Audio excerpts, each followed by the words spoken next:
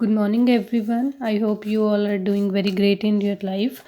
In today's video, I'm going to discuss about the group theories further topic, that is group theory related postulates.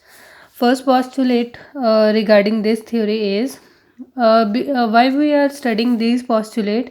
तो इसका पहला reason ये है कि जब आप आगे कंसेप्ट स्टडी करोगे जिसमें आप पॉइंट ग्रुप पढ़ोगे, तो उसमें आपने क्या रूल फॉलो करना है वो इन रूल्स के बिहाफ पे है.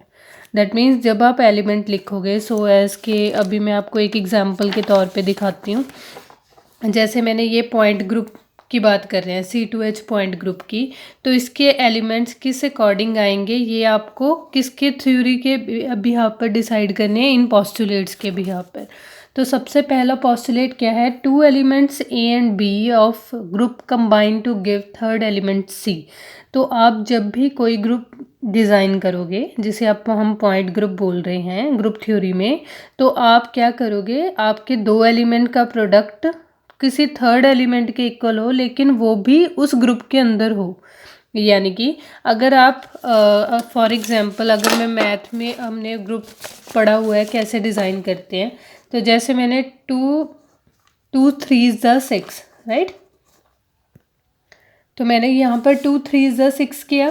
तो अगर मैं इस ग्रुप को मल्टीप्लाई करूँ, 2 3 ज़ 6 आया. तो अगर मैं इसे बोल रही हूँ कि ये कोई ग्रुप है, तो इसका जो प्रोडक्ट है वो इसके अंदर होना चाहिए, इस एलिमेंट का. जैसे 2 3 ज़ 6 हो गया, फिर इसके बाद 3 2 ज़ भी 6 हो सकता है, या 6 3 ज़ 18. तो इस ग्रुप को पूरा करने के लिए हमें 18 चाहिए. अभी 18 6 2 ज़ 12, तो 12 भी ग्रुप के अंदर होना चाहिए. तो इसका मतलब जो आप ऐसे ग्रुप को डिज़ाइन करोगे जिसका 2 एलिमेंट का प्रोडक्ट करो तीसरे के इक्वल आए, पर वो भी ग्रुप के अंदर हो. If AB is equals to BA, then A and B set to be commute.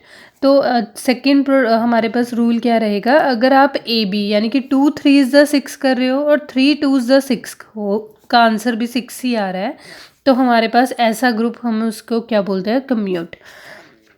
An element combine with itself to form another element of the group. जो एलिमेंट कंबाइन करके खुद के साथ एक अनदर एलिमेंट जनरेट करे group का, तो वो ग्रुप के एलिमेंट होगा. The group must contain the identity element E. हर एक ग्रुप में, जैसे अगर हम मैथ में बात करें तो हमारे मैथ में हमारा आइडेंटिटी एलिमेंट क्या है, 1. तो उसी तरह से जब आप ग्रुप थ्योरी में बात करते हो तो आपका आइडेंटिटी एलिमेंट क्या होता है, E. यानी कि 360 डिग्री पर कोई भी किया हुआ काम, चाहे वो प्रॉपर एक्सिस ऑफ रोटेशन हो, चाहे वो आपका इम्प्रॉपर एक्सिस हो, चाहे आइडेंटिटी एलिमेंट आप सेंटर ऑफ सिमेट्री चेक करना चाहते हो, या कोई भी सिमेट्री ऑपरेशन अप्लाई कर रहे हो, तो उसमें हमारा पहला एलिमेंट क्या होगा, E. Which commute with all the elements, जो सबके साथ रिलेशन में रखेगा. जैसे अगर आप A को E के साथ कोई भी एलिमेंट आप ग्रुप में प्रोडक्ट करो, जैसे 1 को आप किसी के साथ भी मल्टीप्लाई करते हो तो वो आंसर इटसेल्फ वापस आ जाता है. तो उसी तरह से ये जो आप एलिमेंट E चूज़ कर रहे हो वो सबके साथ कम्यूट करेगा. नेक्स्ट है, every element of the group obeys the associative law of the combination. That is, अगर आप A को बाद में मल्टीप्लाई करते हो, पहले BC को मल्टीप्लाई किया बाद में A को मल्टीप्लाई किया, या आपने पहले AB को मल्टीप्लाई किया बाद में C को मल्टीप्लाई किया, तो दोनों का आंसर क्या आएगा, सेम आएगा. तो आप ग्रुप थ्योरी में ऐसे ग्रुप को ही प्रेफर करोगे जहाँ पर एसोसिएटिव लॉ प्रेफर हो रहा, ओबे हो रहा हो. Every element A of the group has an inverse, A inverse, उस ग्रुप का इट सेल्फ इन्वर्स एग्जिस्ट करना चाहिए. जैसे A को A इन्वर्स से मल्टीप्लाई करें तो हमारा आंसर क्या आ जाए, आइडेंटिटी आ जाए. नेक्स्ट हमारे पास क्या रहेगा, नेक्स्ट आपने बताना है टाइप्स ऑफ ग्रुप. तो हमारे पास टाइप्स ऑफ ग्रुप कैसे हैं, एबिलियन ग्रुप और non abelian group. Abelian group कैसे हैं, the group is said to be abelian if all the elements commute, and non abelian if all the elements do not commute with one another. तो जैसे आप हर एक element को AB को C के equal लिख सकते हो, जैसे AB is equals to BA, तो वो कम्यूट की प्रॉपर्टी है. तो ऐसे ग्रुप को आप एबिलियन बोलोगे. अगर नहीं हो रहा है ऐसा रूल फॉलो, जैसे AB को आप BA के इक्वल नहीं लिख पा रहे, कोई और आंसर आ रहा है, जब आप AB को कर रहे हो मल्टीप्लाई तो कोई और आंसर है, BA को कर रहे हो कोई और आंसर है, इस केस में AB is not equal to BA, तो हमारे पास ये ग्रुप कैसे होंगे, नॉन एबिलियन. वाटर हमारे पास एबिलियन ग्रुप है, यानी कि वाटर के आप कोई भी दो एलिमेंट को मल्टीप्लाई करोगे, चाहे आप उसे उल्टा मल्टीप्लाई कर लो, चाहे से ए बी को कर लो, चाहे बी ए को कर लो, आंसर सेम आएगा। अमोनिया नॉन एबिलियन है। जब हम अमोनिया के एलिमेंट्स को आपस में मल्टीप्लाई करेंगे तो अगर आप ए बी को कर रहे हो तो बी ए का प्रोडक्ट डिफरेंट आएगा। साइक्लिक ग्रुप के ऐसे ग्रुप्स हैं, the group is said to be cyclic if all its element can be generated from one symmetry element, चाहे उसका एक ही सिमेट्री एलिमेंट से जनरेट हो रहे हों, तो a square a cube a n, तो हमारे पास ए एन किसके इक्वल आए, ई के इक्वल आए। तो ये सारे ग्रुप्स आपने अप्लाई नहीं करने, ये सिर्फ हमारे पास थ्योरी का पोर्शन है, सो दैट कि एग्ज़ाम में आपको क्वेश्चन पूछा जाए कि ग्रुप के पोस्टुलेट्स क्या हैं या कितने टाइप के ग्रुप्स एग्जिस्ट करते हैं, तो सिर्फ आपने थ्योरी में मेंशन करना है। हम इनमें से कुछ भी अप्लाई नहीं करेंगे अपनी थ्योरी के अंदर। जब आप प्रैक्टिकली इसे जैसे अप्लाई करोगे, अभी हम मॉलिक्यूल्स में जब पॉइंट ग्रुप स्टडी करेंगे तो nobody ask you about the abelian group क्या होते हैं, नॉन अबिलियन ग्रुप क्या होते हैं, या साइक्लिक ग्रुप क्या है, ऑर्डर क्या होगा। हाँ, ज़्यादा से ज़्यादा ऑर्डर पूछा जा सकता है, तो ऑर्डर आप हमेशा लिखोगे अपने पॉइंट ग्रुप के अंदर, तो सिर्फ ये वाला पॉइंट आपको बार बार पूछा जाएगा। Otherwise all remaining portion we discuss till now these are theoretical, तो आपको सिर्फ इसे याद रखना है सो दैट कि आप एग्ज़ाम में लिख पाओ।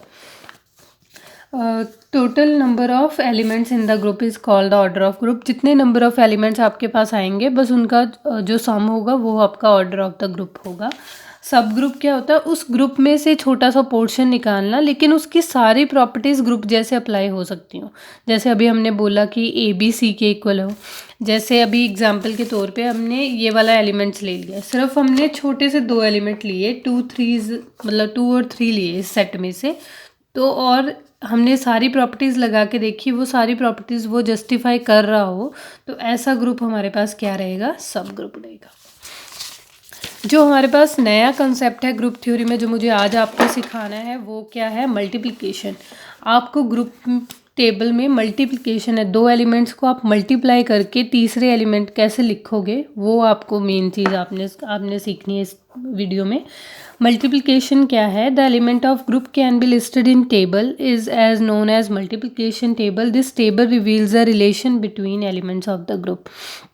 जब आप, जैसे अभी हम आपको सामने टेबल दिख रहा है, तो ये वाटर के मॉलिक्यूल हैं, वाटर के जो एलिमेंट्स एग्जिस्ट करते हैं, सिर्फ मैंने उनका प्रोडक्ट किया है। तो यहाँ पर मैंने एक्सिस भी मेंशन कर ली हैं वाटर की, ये मैं एक्स एक्सिस ले रही हूँ, ये वाई, ये जेड। तो मैंने वाटर अपना जैसे सपोज करो यहाँ पर प्लेस कर लिया, तो ये मैंने एक्सिस पहले से जस्टिफाई कर दी कि इस साइड में एक्स एक्सिस है, ये वाई एक्सिस है, ये जेड एक्सिस है। तो एलिमेंट्स कैसे रहेंगे वाटर के अंदर, मैंने पिछली वीडियो में हमने डिस्कस किया था कि वाटर में एक ई होता है, एक C2 एक्सिस है, एक सिग्मा वी है, एक सिग्मा वी डैश है। पर यहाँ पर ब्रैकेट में मैंने जेड और एक्स सेट लिखे हैं, ये आपको बताते हैं। सबसे पहले जब मैंने वाटर के अंदर एक्सिस लिया, तो मैंने ये एक्सिस लिया, जैसे मैंने यहाँ से एक्सिस पास किया, तो ये axis along the Z axis, यानी कि वाटर को मैंने ऐसे प्लेस किया, जो एक्सिस मैंने जिसके अलोंग मैंने वाटर को घुमाया वो कौन सी है, जेड एक्सिस है। तो यहाँ पर वाटर का जो एक वाटर एच है वो एक्सिस के अलोंग हो गया एक तरह से, एक वाई एक्सिस के अलोंग है, और जो मैंने रोटेट किया वो ये है। अभी जैसे प्लेन लिखा हुआ है x z plane, x z plane in the sense कैसा प्लेन है, ऐसा प्लेन है, और वाई जेड एक्सिस कौन सा है, वाई जेड एक्सिस ये वाला प्लेन है, राइट। तो ये मैंने ब्रैकेट में ऐसे लिखे हैं। सिमिलर वे में जैसा मैंने कॉलम में किया वैसा मैंने रो में किया, ठीक। अब आप इसे 1 बाय 1 मल्टीप्लाई करोगे। जैसे हम क्या करेंगे, इसको मल्टीप्लाई करना है, ए को बी के साथ मल्टीप्लाई कर रहे हैं, तो यहाँ से एक एलिमेंट लोगे, वहाँ से एक एलिमेंट लोगे और उसका प्रोडक्ट लिखोगे। तो ये तो एक तो टेबल ये थ्योरेटिकल हो गया कि आपने, मैं इसे अप्लाई करके आपको दिखाऊंगी कि इसका एलिमेंट यही आएगा, ठीक।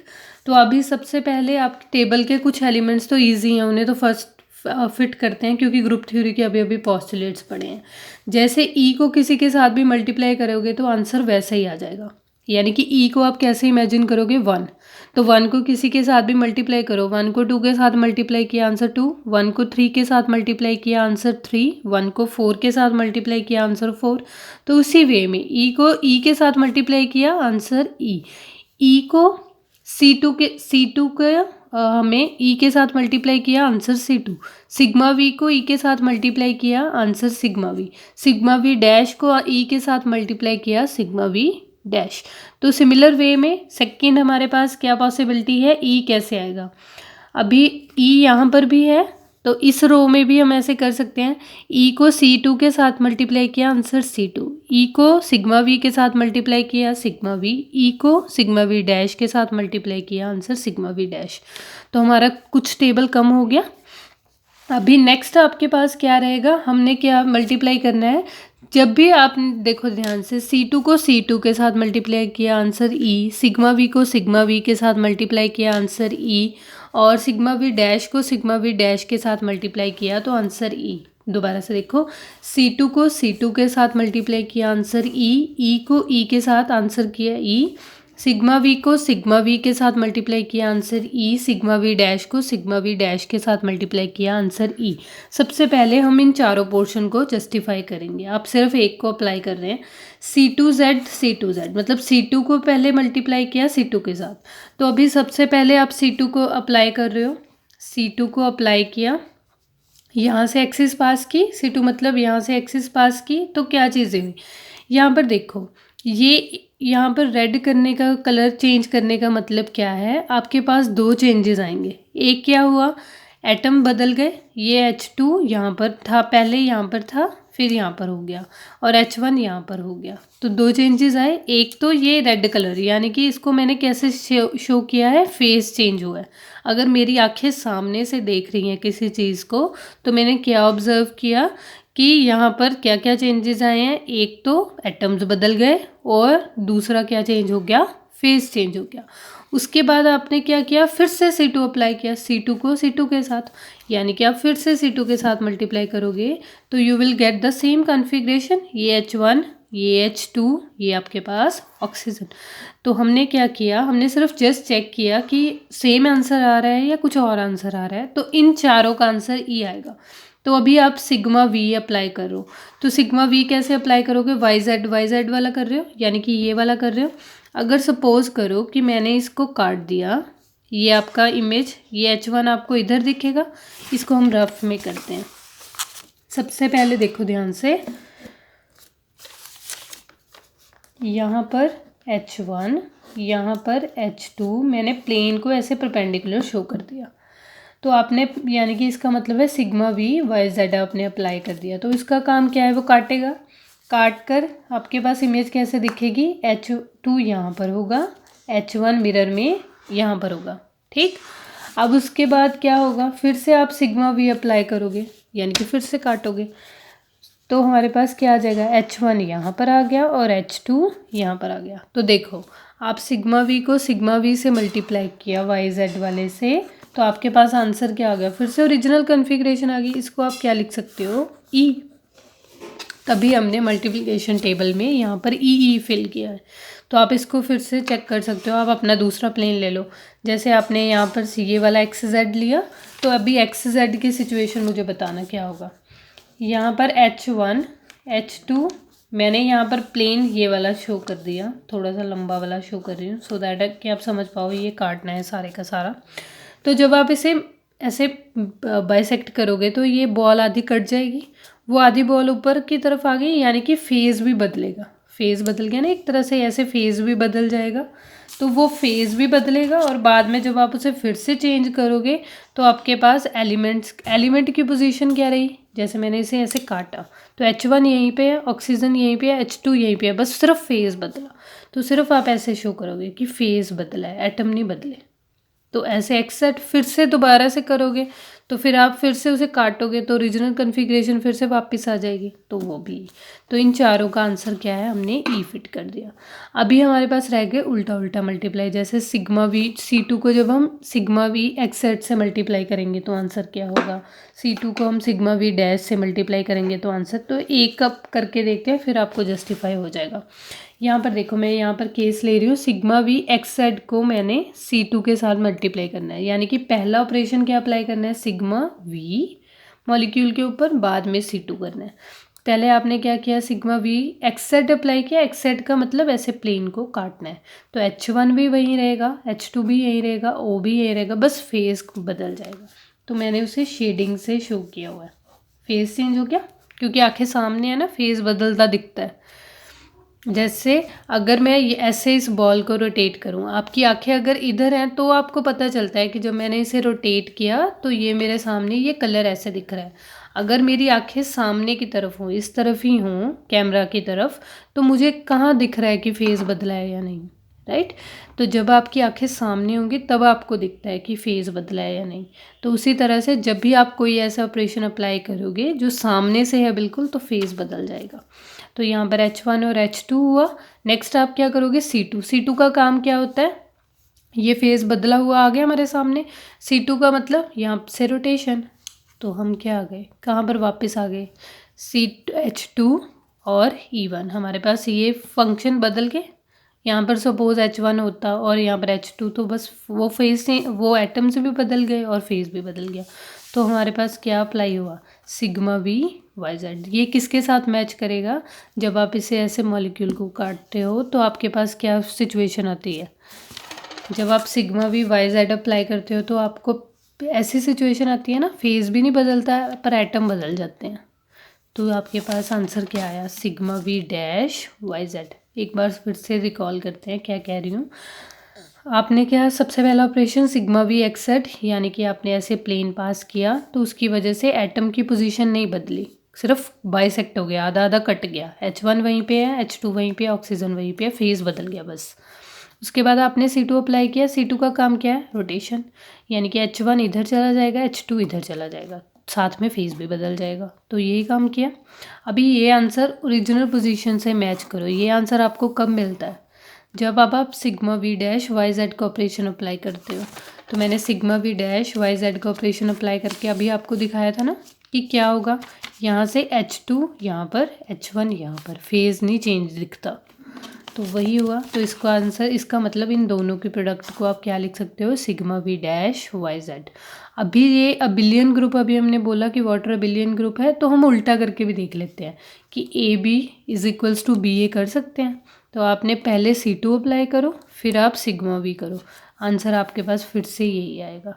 जब तो आप पहले C2 करोगे तो आपके पास क्या क्या चेंजेस आएंगे, अभी हमने C2 के लिए भी कर रखा है ना, कैसे करते हो, जब आप C2 अप्लाई करते हो एटम भी बदल जाते हैं और फेज़ भी बदल जाती है। तो यहाँ पर सिचुएशन पहले के एटम भी आ जाएंगे, फेज़ भी बदल जाएगा। उसके बाद जस्ट आप सामने से इमेज पास करोगे तो वहाँ पर फेज़ ख़त्म हो जाएगी, एटम वहीं के वहीं रह जाएंगे। तो फिर से आंसर क्या आएगा, sigma V dash Y Z. ठीक, नेक्स्ट आपके पास क्या, कौन सा एलिमेंट बचा है, C2। ये देखो नेक्स्ट हमारे पास बचे हैं sigma V dash Y Z को C2 के साथ मल्टीप्लाई करोगे तो अभी दिमाग में बैठना शुरू हो जाएगा। Sigma V dash Y Z यानी कि ऐसा प्लेन, तो उसमें क्या क्या देखा था, एटम चले जाते हैं बस, फेस का कुछ नहीं होता, H2 और H1। फिर आपने क्या अप्लाई किया, C2 में हमने क्या बोला था, एटम भी बदलेंगे और फेस भी बदलेगा। तो एटम भी बदलेंगे और फेस भी। देखो ओरिजिनल हमारे पास ये क्या था, H1 इधर था, तो अभी H1 इधर आ जाएगा, H2 इधर आ जाएगा, साथ में फेस भी बदल जाएगा। फेस को मैंने शेडिंग से शो किया हुआ है। तो अभी ये आंसर चेक करो, ये सिचुएशन कब मिलती है, जब हमारे पास एक्स जेड होता है। क्योंकि देखो H1 भी वहीं पे है, H2 भी यहीं पे है, ऑक्सीजन भी वहीं पे है, बस वो फेस चेंज हुआ है। तो वो कब मिलता है, जब आप एक्स जेड अप्लाई करते हो। तो इसका आंसर क्या आएगा, एक्स जेड, राइट। तो उसी तरह से हम इसे उल्टा करके भी आप करके देखना, पहले C2 लगाना, फिर sigma V dash Y Z लगाना, तो आपके पास फिर से आंसर यही आएगा। नेक्स्ट हमारे पास क्या है, सिग्मा, दोनों प्लेन्स को आपस में करते हो तो आंसर क्या आता है, तो सिग्मा वी एक्स जेड को सिग्मा वी एक्स जेड कौन सा है, ऐसा। एक्स जेड में क्या होता है, H1 भी वही रहता है, H2 भी वही रहता है, ऑक्सीजन भी वही रहता है, बस फेस चेंज होता है। तो फेस चेंज कर दिया, बाद में क्या करोगे, sigma V dash Y Z. Sigma V Y dash Z क्या करता है, सिर्फ एटम को बदलता है, फेस की पोजीशन के बारे में कुछ चेंजेस नहीं करता। तो एटम बदल गए, H2 H1 की पोजीशन चेंज हुई, फेस वैसे ही रही जैसे पीछे थी, वैसा ही रहा। अभी इसका आंसर मैच करो, ये कब मिलता है, जब H1 H2 बदल गए, H2 भी बदल गया, फेस भी बदला हुआ दिख रहा है, तब इसका आंसर क्या होता है, C2। तो इसका मतलब इस तरह से आप अपने टेबल के ये सारे एलिमेंट्स का आप मल्टीप्लाई करके देखोगे तो आपका वो आंसर मिल जाएगा। ये था आपका मल्टीप्लिकेशन टेबल में। जब भी आपको एग्ज़ाम में क्वेश्चन पूछा जाता है कि मल्टीप्लिकेशन टेबल क्या मतलब है, तो आप उसे डिफ़ाइन करोगे। बाद में वो करेंगे explain it with one example. तो आपने हमेशा वाटर का एग्जांपल ही एक्सप्लेन करना है, क्योंकि आपके सिलेबस में क्या है, 2 ही एग्जांपल्स जस्टिफाई है, एक वाटर की और एक अमोनिया की आपके लेवल तक। तो आपने थोड़ा ज़्यादा कंफ्यूज नहीं होना, क्योंकि जितने एलिमेंट्स आपको, अगर आप जितना लेंथी एग्जांपल लोगे उस लेंथी एग्जांपल पूरा भी करना पड़ेगा। तो इसलिए आपने सबसे छोटा एग्जांपल लेना है, सो दैट कि आप अपना कॉन्सेप्ट भी समझा पाओ और आप कंफ्यूज भी ना हो। तो यही एग्जांपल आप कंसिडर करोगे वाटर का ड्यूरिंग मल्टीप्लिकेशन। तो आप उसे ऐसे ही प्रूव करोगे कि एक तो आप साथ साथ में एलिमेंट को एज सच नहीं लिख रहे हो, आप उसे बता रहे हो कि इस एलिमेंट का प्रोडक्ट एक्चुअल में ये है। तो आपको एग्जांपल एक्सप्लेन करना इजी है। सपोज करो कि आप मल्टीप्लिकेशन टेबल में बेंजीन का रट के चले गए, तो आपने बेंजीन के एलिमेंट्स को मल्टीप्लाई करके आपने ये आंसर्स ऐसे लिख दिए, पर आप इसे ऐसे एक्सप्लेन नहीं कर पाओगे। तो बेटर यही है कि एग्जांपल को लीस्ट जो हमारे पास सबसे इजी एग्जांपल है उस पर फोकस रखना, सो दैट आप अपने कॉन्सेप्ट को अच्छी तरह से एक्सप्लेन कर पाओ। That's all about group theory lecture. Thank you so much.